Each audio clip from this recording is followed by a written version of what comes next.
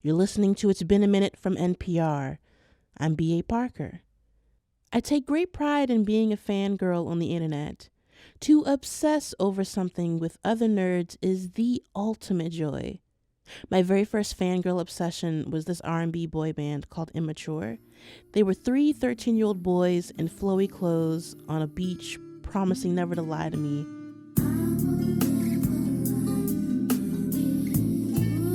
All while one was wearing a very fashionable eye patch. The internet was still in its early form back then. I couldn't really share that love online yet. Later, when I fell in love with NSYNC, I'd have to wait 30 minutes for a GeoCities fan site to download.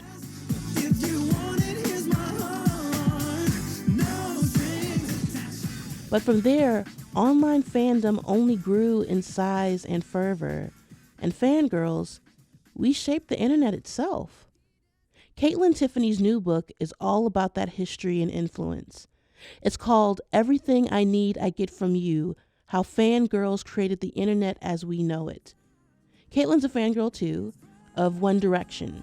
You know, Harry, Liam, Niall, Lewis, and Zayn.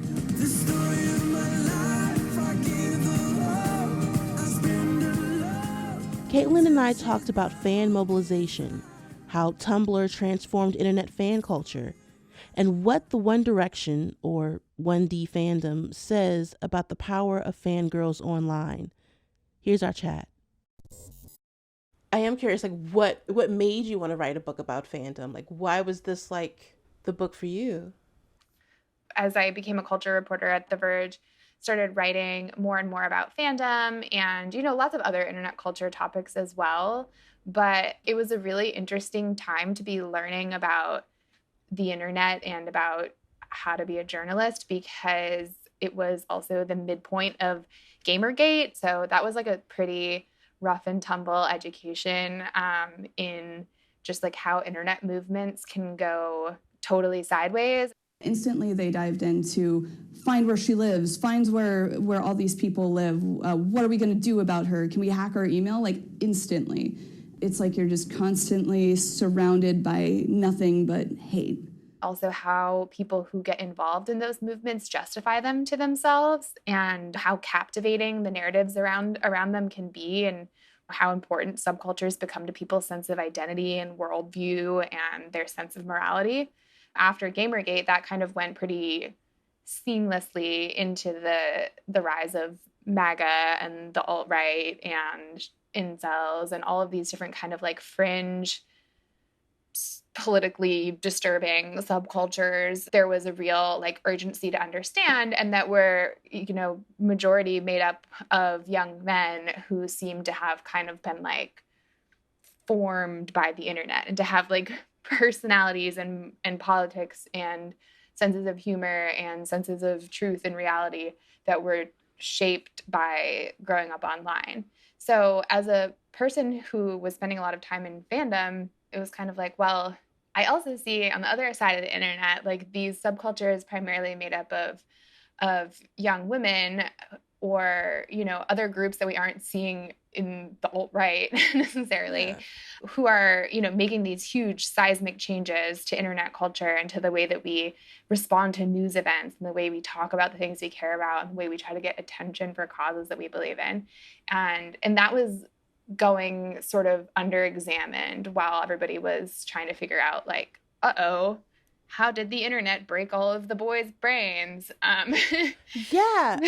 No, I find that so interesting, because I want to talk about the Tumblr of it all, because I find that I was on Tumblr at maybe the right time in my early 20s, where I was kind of not indoctrinated, but I had found my little niche corner of a fandom that kind of, taught me the world of the language of misogynoir and, leftist politics, and the whole other side of the polar opposite of what broke these boys' brains was the side of Tumblr that kind of built me up and taught me the language to defend the mistreated Black girls on TV shows, Totally. having that kind of language. And it really shaped how the internet operates today, and it doesn't get taken seriously enough for it, in my opinion. But you talked about this a little bit just now, but can you talk a bit more about Tumblr's influence on the growth of modern fandom? Yeah, it's really remarkable, I think, looking back, like at how much of kind of the millennial political and cultural worldview like came from Tumblr. That's like where like Occupy Wall Street really took off in internet culture, and like a lot of conversations around representation and the term problematic, I feel like wasn't used outside of academic discourse until Tumblr. Oh, for sure. Your fave is problematic. Yeah. Like a lot of those things. And obviously like Tumblr is known for kind of becoming a parody of itself, and like some of those conversations getting like going over the top and becoming like puritanical. But I think part of the reason that Tumblr became the fandom platform was just kind of a coincidence of timing, because some of the really popular fan fiction websites, including LiveJournal was a big home for fan fiction, had started banning certain types of fan fiction stories, like especially ones involving real people, so like pop stars. So a lot of fans who had already been involved in fandom on the internet sort of migrated to Tumblr and made their new home there. At the time, like Tumblr was really unique in the tools that it provided to users, and tools that were really useful for fans because they both wanted to have like writing tools, but also visual tools. And Tumblr is like where GIF sets were invented. Like that's a unique visual form of Tumblr. So I think Tumblr is kind of the perfect mix between public and private, because if you have an interest, you can go there, you can find the community that's interested in the thing you're interested in, and you can like work your way into it over time. But it's not the type of place that's like super easy to just like drive by, you know? You have to like really invest and find your people.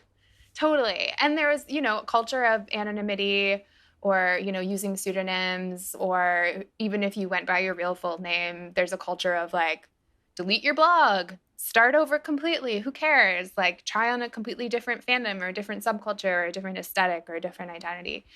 So I think it felt a lot safer. Yeah. So the book has all of these great examples of how different fandoms influence how the internet evolved. You have like there's a Grateful Dead fan group was one, and like the very first kind of forums on the web, and young women contributed to thousands of boy band fan pages in the 90s. Like I was very invested in certain GeoCity websites about NSYNC when I was 11. But this book is like heavily informed by your own One Direction fandom, and how 1D fans had like molded different parts of the internet to their own use. And so what was important about using the One Direction fandom as the focal point of your book? Well, so I was personally involved in the One Direction fandom. So it was both that like I was naturally more interested in One Direction fans and like already knew like a lot of things that they had gotten up to that would be hopefully interesting to other people.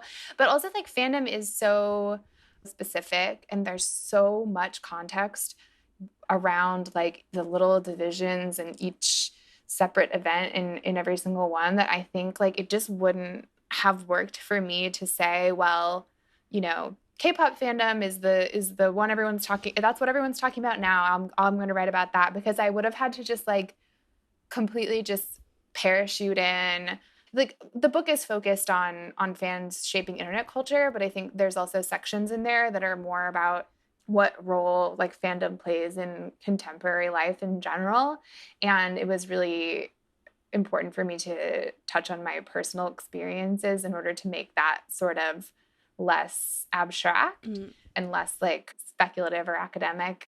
Funnily enough, one of my friends mentioned that she had one of the bigger One Direction Tumblrs when she was a teenager. Oh my God, amazing. But then she deleted everything. But I just wanted to read this to you because I was like, I'm reading this book. I was telling her like, I'm reading this book, and it's all about like all these specific fandom moments. And she wrote, like, I wish I didn't delete all my blogs, LMAO. When I was fully in the 1D Tumblr scene, I would have willingly submitted myself to be studied by sociologists and neurologists alike. Because being given an inkling of social power in that hive mind environment running on a steady engine of teenage girl hormones, it was absolutely an insane time. Oh my God, wait, that's incredible. I would love to have spoken to her because that is so true. Like, people would kind of establish their own little like fiefdoms in Tumblr fandom. Yeah. Coming up, why fandom is always a little more complicated than you might think. Stay with us. I was so fascinated by the discussion of the Black Harrys and how now as a fan, we want more than just music from our pop stars, but we also want representation. And they were selected to represent them, and now the fans want to recoup on their investment. Yeah. Yeah, there was so Alison Gross, who's a fandom researcher who wrote her dissertation about Harry Styles, wrote like a really amazing paper back in 2017 or 2018 about Black Harry Styles fans who, really wanted him to participate in Black Lives Matter and like, express his support of it on stage, which they felt, was particularly a reasonable request because he was so outspoken about supporting the LGBTQ community and about supporting women and sort of like making these pronouncements at the beginning of his concerts about it being an inclusive space and like wanting everybody to really feel like themselves at his shows. Black Harrys, that's the kind of title that the group has taken on. The way that Alison Gross presented it in her paper, it was kind of like almost like a populist political movement. Like, yes. Fans feel like we found this person, we selected this person, we believe in him, we like believe that he basically does represent us. We are just trying to make sure that he is actively representing us. And like as his fans, as the people who have like created basically the meaning of his career and his art, like we should also be creating his political meaning. And Harry Styles did eventually start publicly talking about Black Lives Matter and eventually went to some marches in the summer of 2020. But I think it is still kind of a fraught conversation within the fandom because, there are white fans who are very defensive about, well, he's a pop star, not a politician. And Black fans who are saying like, no, like we're part of this fandom. This is basically part of what he has implicitly promised by explaining that the purpose of his art and his persona is to make his fans feel included. So this is part of that. A fangirl can be viewed as this monolith, especially with One Direction as like these cishet teenage white girls. And you are very intentional about including, queer fans, Black fans, cishet male fans, love that, and even women in their 40s. And why was it so important to showcase these quote unquote perceived outliers?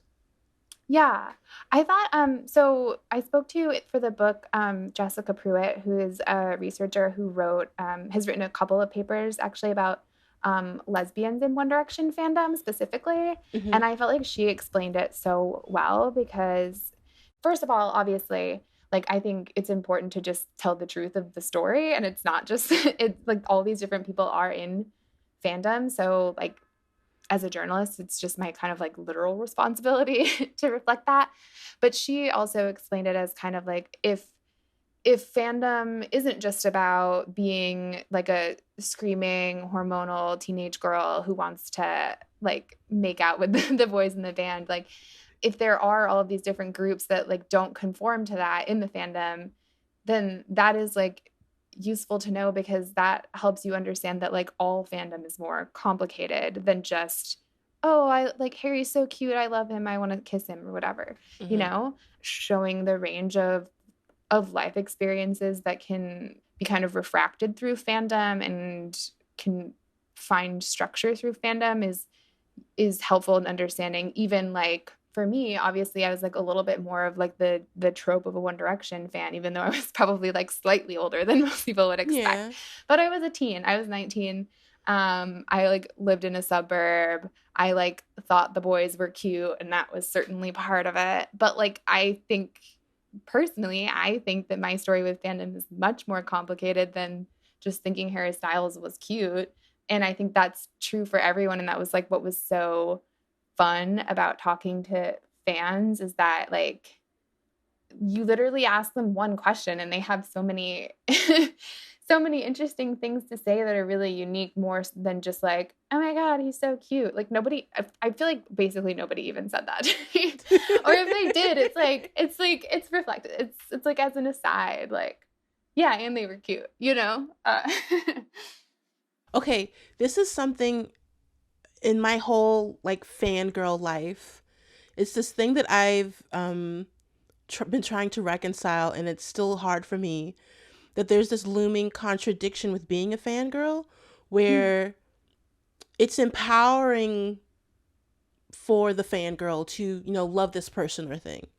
But because it's a very hive-minded, like, quote unquote, us versus them enterprise. Yeah. The enemy tends to be other girls.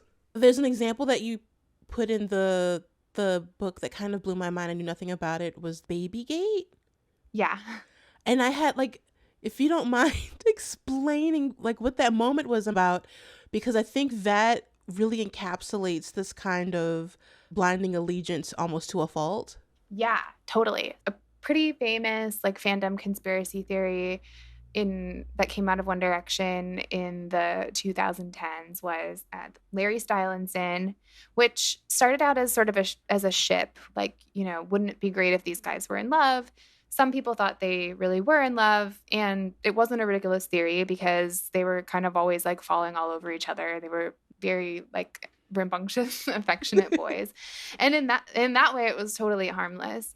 But, you know, as the years went on, as like Harry Styles had various girlfriends who were in the public eye, as, you know, as it became clear, like they were kind of drifting apart and sort of trying to make an effort to say, no, we're not in love. Some fans really doubled down on this story that they were being forcibly closeted by management. So the kind of like logical assumptions that came out of insisting on that belief got a little bit dark, because it was like any woman who's seen with Harry Styles is like a paid plant and a gold digger and like all of these terrible misogynistic tropes. Jeez.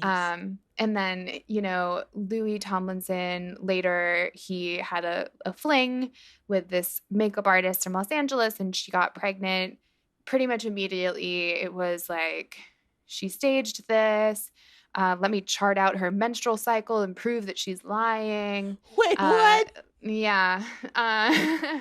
Then it was like, the baby's a doll. And then later, once it became clear that the baby was not a doll because it could walk and talk, it was, you know, it's a paid actor or it's someone else's baby. Like it's still not Louis' baby. And there's always kind of this like moral superiority that people could cling to, because if you argued with them, if you said what you're doing is dangerous and wrong, it's homophobic to say that.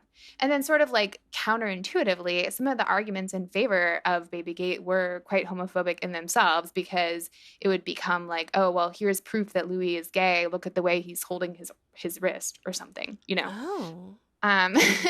But something I was surprised about when I was researching Babygate was like, when I was like actually talking to people who were involved, I realized that it was actually extremely painful for people in the fandom, because friendships were ended over this. It like really divided the fandom in half. And then the denial of reality was sort of kind of a poison, and people could take any denial and flip it to be the opposite of what it was. Everything was in code. Everything was symbolism. Everything fit into the narrative, even if it seemed not to, which is, I think, pretty familiar if you've looked at any internet conspiracy theories. Oh, for sure. Like even right now, this, you know, this kind of formula of conspiracy, just like fans see like a rich, famous man and they villainize their female partner, or the idea of like, what even is truth? Yeah.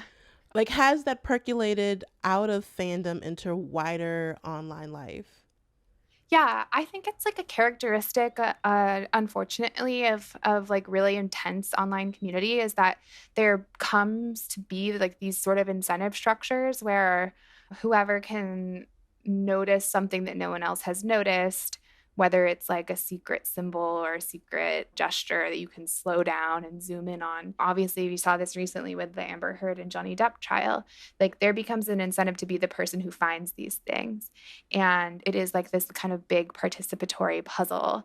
And I think that can be really exciting for people. And then the way that I've seen specifically like fandom conspiracy thinking leach out into broader internet discourse is this sort of like wedding the theory to like an ostensibly progressive social cause. So with Babygate, it was we're fighting homophobia because we're going to like free these boys from their secret life and this like horrible prison that they've been forced into. Mm-hmm. And then with we saw recently with the Amber Heard and Johnny Depp story, this is like a misogynistic smear campaign that's being framed as no, we're actually like we are supporting Me Too by drawing attention to male victims of abuse or by tearing apart the story of this woman who is lying because she's actually the one who's damaging the credibility of real victims or something. That like moral conviction that excuses all kinds of misogynistic vitriol or invasion of privacy, that I think was really born from Tumblr conspiracy thinking. Yes. Up next, how fandom can both be empowering and exploitative. Stick around. I think from the inside and from the outside, like I feel like fangirls are equal parts ridiculed and exploited for their labor. Uh-huh. And so I think that there's a way that I think a lot of young fans kind of know that now, but I don't know if they knew that then. Like, how did the internet during the One Direction era kind of highlight the ways in which that, fangirls were being kind of exploited, but also ridiculed? Yeah. I think because like One Direction was, I think they've been called like the internet's first boy band. They found global success at the same time that young people were joining social media platforms like Twitter and Instagram for the first time. So I think it was sort of a dual learning experience for fans who are already kind of like they're prompted by the amount of time that they're spending on this to sort of think about why they're doing that.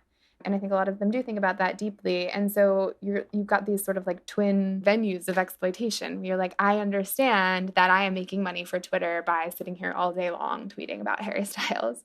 And I also understand that I'm making money for the entertainment industry by sitting here, waiting to be let into Ticketmaster so that I can spend $600 on concert tickets or whatever. Mm-hmm. And I think like, obviously everybody who uses the internet or like purchases things is participating in the same systems, but maybe like it's a little bit less in their face and you don't have to think about it quite as much. Mm-hmm. So I think fans are pretty aware of those things and they have kind of a give and take or like love and hate relationship with both industries. Like fans kind of openly resent and distrust the entertainment industry because one, they know they're being exploited, but two, they think that they understand the band and its meaning better than the people who are in charge of the tours and the music videos and the whatever else, which is why One Direction fans tried to buy One Direction out of their recording contract. Wait, they tried to buy 1D out of their contract? Yeah, a couple of times there was like campaigns that were basically like, well, there are millions of us, so if we each gave $5, we would have